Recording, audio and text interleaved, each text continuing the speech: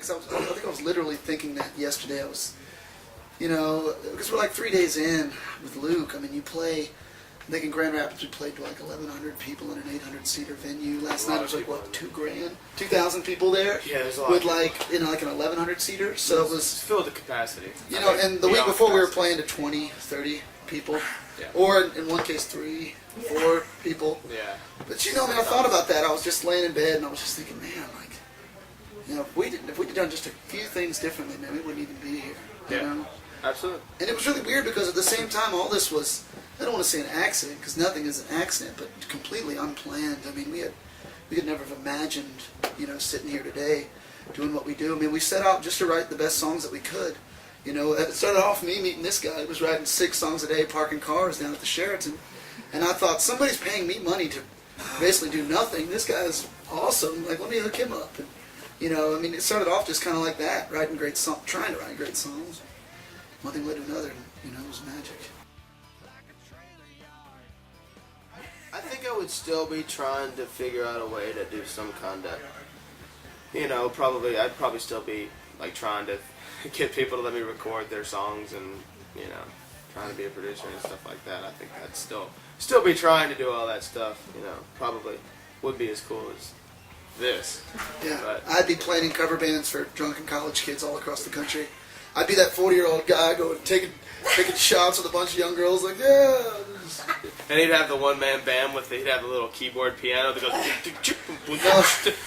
and he's sitting there playing along with it and singing. I'd actually have a small army of 40-year-old guys who would just call themselves the Creep Brigade or something. It's not gonna be that. No. We love getting new boots. Everybody's talking about it. I'm gonna be the country star that's in his closet. He's got 700 pairs of boots. I have a pair of boots that I'm pretty attached to, but as you can see, I'm wearing a newer pair of boots now. But I have one pair that I've been wearing for the past 5-6 months, and they're getting kind of grimy. But I actually like them because they're grimy. I think what's interesting about that, obviously, we're she does her thing. It's wonderful. Her crowd is kind of this, and it's almost like we're not necessarily the opposite, but we're definitely in a different direction. So maybe what Scott saw was, a rounding out of sorts, which was really cool. That's what we'd hoped for. I mean, if you really want to get into it, I remember when we wrote, like I said, we recorded these songs with Jeff. We recorded 5 songs, had them mastered and everything, January 15th of 2009. We didn't know what we were going to do with them because labels aren't necessarily, their role in music is changing somewhat. So we initially pitched it to management. And a young lady brought it over to Allison Jones, who's A&R at Big Machine. Well, Scott was over in Australia making Taylor, #1 over there. And basically, when he came back, apparently, he said, I want to meet you guys. So we went in to the Big Machine offices. I don't know if you've ever been there, but the meeting room is called The Cage. And I mean, if you ever go in there, it looks like a Guns N' Roses video. It's awesome. Red leather and black and there's metal and everything's all awesome. His door, I think, is actually diamond cut steel. But, yeah, it's awesome. But, so we went down into The Cage, and we played about 3 songs for him, and I think it's somebody else, Allison. And then we hear a rap on the window. And the lady, I guess, one by one, these people started filing in with clipboards. And we were sitting there in front of the entire label. He goes, this is something we do on Wednesdays. We get together, and we just, do whatever, and kind of figure out where we're at. So we sat down and played for probably, another 30, 40 minutes in front of the whole label. I was sweating, my hands were shaking. It was the most harrowing thing I could have ever imagined. But we basically, played, and I didn't know if we did good or not, but he immediately marched us in his office and he said, boys, I want to work with you. Yeah. I remember we left, and Jeff is kind of like my guru. I mean, I'm so green to all this that I kind of gauge everything by his reaction. But we walked out, and he goes, boys, what just happened there only happens in movies. And I was like, oh, okay.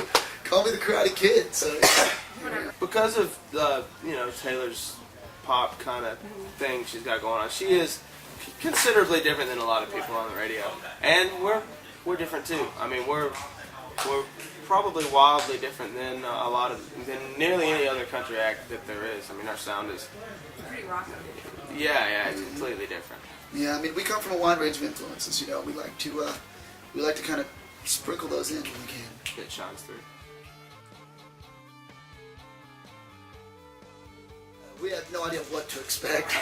No, I mean, all this happened so quick. I mean, James had been doing a bunch of live stuff with like cover bands and all that kind of stuff. And I just been sitting in the studio like drinking coffee and hanging out for like so long. I didn't have any clue what road stuff would be like. I mean, I never really did it.